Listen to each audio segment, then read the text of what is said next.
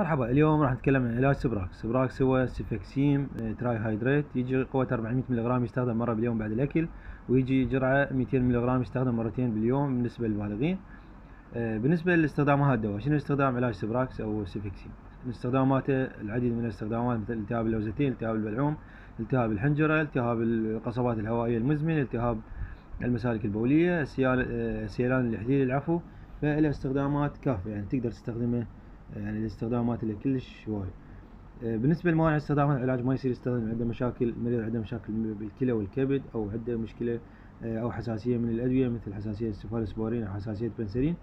بالنسبة لاستخدام أثناء الحمل، يعتبر من الفئة B، آمن هو أثناء الحمل.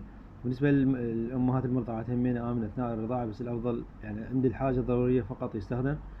بالنسبة الجرعة مالته مثل ما قلنا 400 ملغ مرة باليوم بعد الأكل، أو 200 ملغ مرتين باليوم بعد الأكل. بالنسبة يعني الأطفال يقدرون يبلعون كبسول، موجود كبسول 200، يعني لازم تجيب له كبسول 200 ملغ، يعني 400 ما يصير الأطفال يقدرون يبلعون كبسول.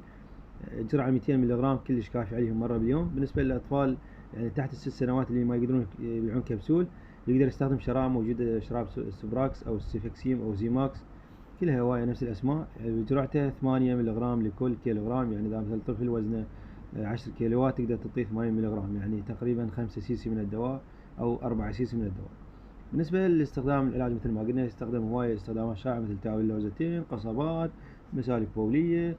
فهو يعني عام كل شيء، يعني جروح بعد العمليات، يعني فله استخدامات كلش هواية. وموانع استخدام مثل ما قلنا، ما يصير يستخدم إذا عنده مشكلة أو حساسية من العلاجات إلا تحت إشراف الطبيب الأخصائي. فإذا استفدتوا تتابعونا في أول.